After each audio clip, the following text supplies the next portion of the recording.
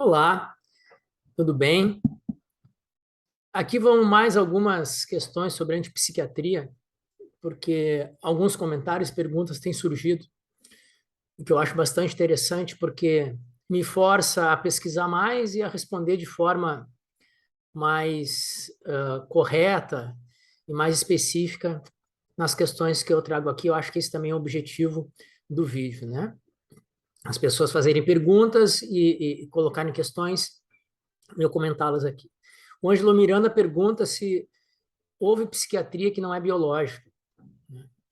Eu acho a pergunta super interessante e uma parte da resposta, Ângelo, é que não há uma marcação, pelo menos eu não conheço, nos livros que eu li sobre a história da psiquiatria, onde exatamente na história começa o conceito de psiquiatria a ser colocado como socialmente como uma classe de ocupação. Então, é fácil dizer que psicanálise começa a partir de Freud, de que a filosofia clínica começa a partir de Lúcio Pachter, mas a prática psiquiátrica, enquanto psiquiatria que nós conhecemos hoje, eu não conheço, nos livros de história da psiquiatria, exatamente uma marcação para isso. É considerado Pinel, francês, médico francês, quer dizer, não era psiquiatra, ele era médico, a partir dali como pai da psiquiatria, no início do século XIX, em 1800, por aí. Então, ele liberta, ele transforma aqueles asilos que antigamente todos eram colocados, os marginais, de forma marginal, o comportamento, também à margem da sociedade, nos asilos, os pobres, os mendigos, os velhos, incapacitados e aqueles loucos da cabeça. Todos eram colocados no mesmo saco, num asilo. Quem tratavam deles eram médicos e outras especialidades. Mas aí não existia psiquiatria exatamente como nós conhecemos hoje. Pinel, ele separa os doentes mentais da cabeça, os doentes loucos da cabeça, num lugar só, e faz a primeira categorização das doenças mentais ou da loucura. Então, ele é considerado o pai da psiquiatria, mas não sei te dizer, sei dizer exatamente se a partir dali a psiquiatria nasce enquanto uma especialidade, uma prática. Então, na história da psiquiatria, esses lugares, esses asilos, eram de pessoas marginais e esses asilos estavam à margem da sociedade, eram colocados fora da sociedade, que nem os leprosos e tudo mais. E nesses lugares, a sociedade meio que não queria saber sobre o que acontecia lá. Ali já haviam práticas de coerção, de tortura, de imposição de tratamentos absurdos para aquelas pessoas que ninguém dava bola, os indigentes sociais, sejam de comportamento, sejam socialmente incapacitados, sejam vagabundos. Então, lá, aquelas práticas médicas já eram coercitivas, faziam torturas, faziam testes, eram laboratórios de cobaias humanas. E essa é a história da psiquiatria. Eu vou mostrar para vocês aqui até hoje, né, o tratamento de choque elétrico é usado, é apoiado socialmente, institucionalmente, dentro dos asilos e dos manicômios, dos hospitais psiquiátricos chamados hoje em dia. Então, a história da psiquiatria, ela se confunde entre uma história de cuidado ou de tratamento e de punição e coerção. No início eram hospitais, né, no sentido de hospitaleiro, de receber essas pessoas, mas no momento em que entram lá, elas se tornam cobaias das práticas médicas daqueles socialmente aceitos como capacitados a cuidados marginais. Então, de certa forma, também, os psiquiatras estavam à margem do reconhecimento social, aqueles que cuidam dos comportamentos extravagantes, das pessoas extravagantes socialmente. Então, olha só, um artigo lá do século XIX, que é o uso da punição como modalidade de tratamento. Relato de caso. O estudo examinou o valor do uso do choque elétrico involuntário para reduzir o comportamento agressivo não provocado de uma mulher de 24 anos, retardada, adulta, organicamente danificada. Então, na história da psiquiatria, antes, quando eram os médicos e outras pessoas que cuidavam desses asilos, desses manicômios, é uma história de tortura, é uma história de abuso da humanidade, de abuso do indivíduo e de anti-humanismo. O que se faz dentro, bom, isso, né, mais próximo da nossa era, houve, inclusive, denúncia dos maus tratos e do jeito que se tratavam os hospitais psiquiátricos. Temos aquele caso no Brasil, no hospital psiquiátrico, eu acho que foi em Goiânia, considerado o holocausto brasileiro. Dentro do hospital psiquiátrico, já com a tal da psiquiatria institucionalizada e instituída como uma ocupação. Então, a história da psiquiatria é uma história que ela remonta às práticas nazistas de eugenia, fazendo as pesquisas e usando os judeus como laboratórios humanos, e a Inquisição, quando o Estado e a Igreja se unem e cometem as barbaridades de queimar mulheres pobres e desviantes como se fossem bruxas. E essas práticas, elas têm um argumento de serem utilizadas para o bem daqueles que estão sendo tratados. Isso, para mim, é moralmente a pior parte. Tudo que se fazia no hospital psiquiátrico, dos manicômios, dos asilos, estava justificado porque era para o bem deles. Assim como era para o bem da bruxa ser queimado, assim como era para o bem da humanidade, a eliminação dos judeus. Então, esse argumento de que sempre é para o bem daqueles que estão sendo coercitivamente encarcerados e torturados é a parte moral mais repugnante dessas práticas. E a psiquiatria entra, a história da psiquiatria é a história da coerção, do poder institucionalizado de usar o ser humano como cobaia, à margem de qualquer outro poder, inclusive na história da psiquiatria. Ela é hoje o maior poder, maior que o judiciário, maior que o poder executivo, que tem sobre o ser humano, maior que a polícia. Porque hoje, em alguns países do mundo, ainda, se os pais recusam o tratamento psiquiátrico dado por um psiquiatra, por um laudo psiquiátrico, o Estado pode autorizado a tirar as crianças dos pais. No Brasil, se você se recusa, você pode ser acusado e processado por negligência. Não existe prisão perpétua no Brasil, mas aqueles que entram para a psiquiatria forense estão presos dentro da prisão da psiquiatria forense. Alguns deles passam o resto da vida lá porque os laudos psiquiátricos vão mantendo a doença, ainda está doente, ainda apresenta sintomas, e essa pessoa passa literalmente a prisão toda perpétua naqueles lugares psiquiátricos forenses. A psiquiatria consegue executar no Brasil a prisão perpétua, que não existe por lei, que nem o judiciário nem o executivo podem implementar, a psiquiatria implementa. Ela pode encarcerar involuntariamente as pessoas, obrigá-las a fazer um tratamento que elas não querem, tirar dos pais, podem interditar essa pessoa todos os seus direitos básicos individuais, tudo com laudos psiquiátricos. Ela é o maior poder social coercitivo existente nos dias de hoje. Ela está dentro do judiciário, dentro das escolas, dentro das prisões, dentro do exército, dentro de onde vocês quiserem, dentro das nossas casas. Ela tem poder de polícia, de prisão, de soltura. Ela tem o poder de dizer na sociedade quem é são, quem não é são, quem tem que estar dentro de um hospital psiquiátrico, quem tem que estar fora, como tem que ser tratado, como é que tem que ser o tratamento, o que tem que fazer. E se não fizer, ela pode interditar essa pessoa socialmente, individualmente, politicamente. A história da psiquiatria é a história do abuso do ser humano. Eu sou contra a psiquiatria, fundamentalmente biológica, exatamente porque eu sou um humanista. E sou contra todas as práticas que usam do ser humano como bodes expiatórios ou como meios para seus motivos que não são humanos. Porque não há tratamento psiquiátrico a ser efetivado, porque toda essa psiquiatria é fundamentada numa falácia do mito da doença mental, que será um próximo vídeo. Eu vou explicar um pouco melhor por que é esse mito. Mas onde começa a psiquiatria biológica?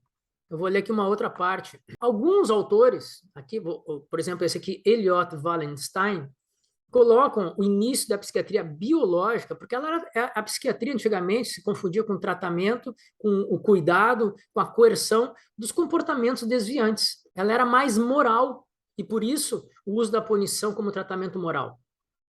Ela lidava mais com o comportamento e tinha como fundo, né, a moralidade, tratamento moral, assim como era o nazismo, assim como era a Inquisição na Igreja e o Estado. Ali era uma questão moral, não era uma questão médica, biológica, era uma questão moral, social e política. Então, o cuidado dos hospitais psiquiátricos, dos asilos antigamente, o fundo dele era moral. As pessoas eram desviantes do comportamento, deveriam voltar a ser pessoas normais de comportamento, moralmente aceitáveis. Então, ali não era biológico. O Elliot Wallenstein e alguns outros autores colocam o nascimento, nos primórdios da psiquiatria biológica, entre 1920 e 1950, século passado. E só para mostrar para vocês que lá desde 1800, né, depois de Pinel, antes de Pinel já, mas vamos colocar ali 1850, como início da psiquiatria, como se conhece hoje, o abuso. Pinel já quis libertar os internos da doença da cabeça, da loucura, porque o maltrato já era absurdo antes disso, antes de 1800. Era um antro de pessoas jogadas, e ali se podia fazer o que quisesse com elas, que a sociedade não dava a mínima bola. Era um laboratório de cobaias humanas, para fazer o que se quisesse. Mas olha só, 1920, na década de 20 a 50, diz aqui Elliot Wallenstein, para mostrar que essa história da psiquiatria não é tão antiga. Ah, isso aconteceu no início, Fernando. Não, olha só. Na década de 1920 a 1950, parecia haver poucos limites para os tratamentos somáticos que os psiquiatras, já os psiquiatras como conhecemos, estavam dispostos a explorar.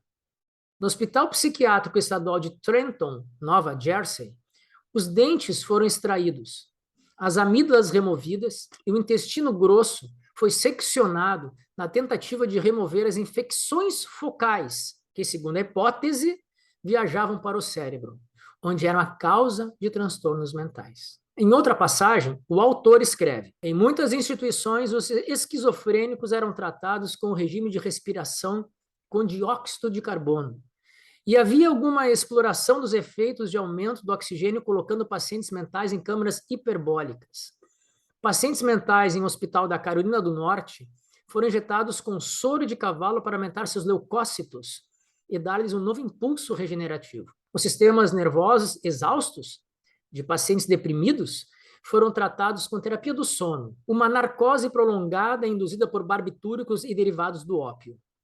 Dentro de um período de 5 anos, na década de 1930, coma de insulina, choque de metrazol, terapia eletroconvulsiva e lobotomia pré-frontal foram todos introduzidos e durante grande parte das décadas de 40 e 50 foram amplamente prescritos por psiquiatras em todo o mundo. Me dizem o que difere essas práticas da perseguição das mulheres como bruxas na Inquisição ou da eugenia nazista. A lógica é a mesma. 1950, 60.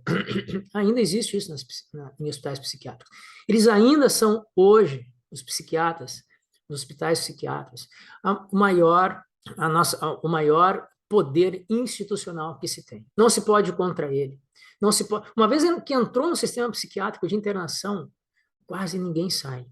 E lá no final tem relatos e relatos e livros de como foi o processo de desumanização, de piora constante social, política, individual, orgânica das pessoas que ficaram nesse sistema. Porque uma vez que entre, tudo isso está justificado pela doença. Uma vez que você entra no hospital psiquiátrico e começa a se reclamar, e tem um laudo de doença mental, tratamento de debilidades mentais, transtornos, tudo que a pessoa fizer lá está justificado por aquele laudo. A pessoa está em ato de reclamar da comida. Isso é sintoma da doença mental.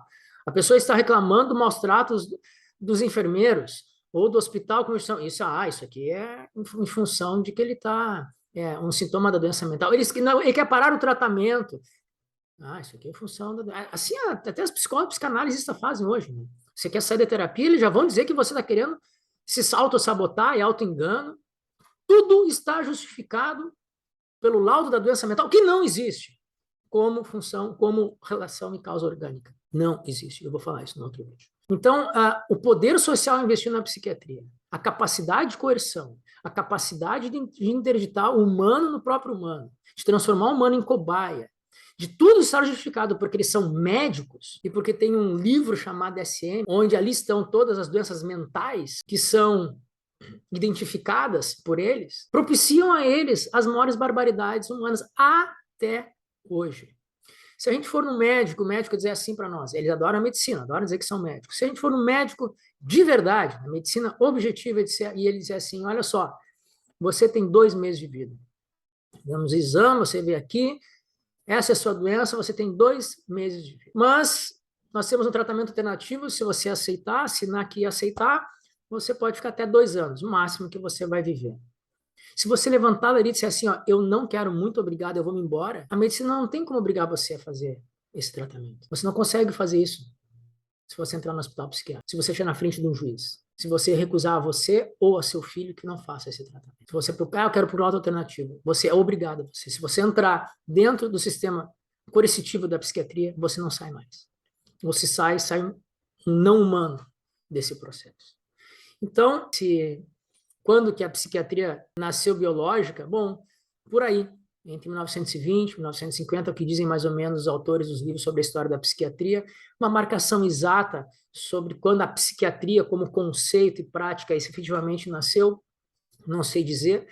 Se trabalha a partir do Pinel, em 1800, a partir do início de 1800, mas a história da psiquiatria é uma história de abuso da humanidade, é uma história de minimização do humano, de coerção, prisão e efetivação de um poder sem igual na sociedade.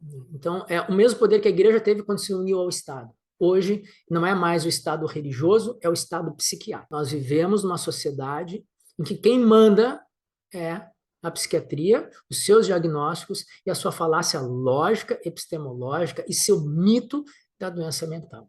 O que se pode fazer contra todo esse sistema? Muito pouco. Contra a indústria farmacêutica, contra os poderes instituídos, contra o judiciário e os governos que aceitam, instituições que aceitam a psiquiatria, muito pouco. Então, o que eu tento fazer aqui é dar mais informações, informar, trazer conhecimentos fundamentados, não é opinião minha. Sim, isso a antipsiquiatria é um argumento, um movimento que eu quero seguir, mas eu não sigo porque eu acho alguma coisa, é porque eu estudo e vejo isso, porque eu pratico a terapia como terapeuta. Eu recebo na terapia pessoas que já passaram por vários tipos de terapias. Então, é na minha prática e no meu estudo sério e científico que eu trago as informações aqui. O que eu pretendo fazer com isso é fazer com que as pessoas não entrem nesse sistema, que procurem alternativas. Porque uma vez que é nesse sistema, é muito difícil sair. E se sair, não será mais um humano como você se vê hoje. Bom, se o psiquiatra quer ganhar dinheiro, isso não é problema nosso. Se ele quer ser reconhecido socialmente, isso não é problema nosso. Se ele quer se unir à indústria farmacêutica e ganhar dinheiro, não é problema nosso. Se ele quer ter poder de polícia para fazer reengenharia social, isso não é problema nosso. Isso é problema deles. Se torna problema nosso quando eles nos usam para conseguir prestígio social, dinheiro e poder político. Aí se torna um problema nosso. E é o que acontece. Eles não estão aqui para o bem da humanidade. Eles usam da humanidade para atingir seus próprios fins políticos, financeiros, econômicos e sociais de prestígio, quando se consideram médicos que não são, porque não tratam de doenças orgânicas. Muito bem, espero ter esclarecido mais algumas coisas. Quem gostou do vídeo, por favor, quer dar um like, fique à vontade. Muito obrigado e até o próximo vídeo.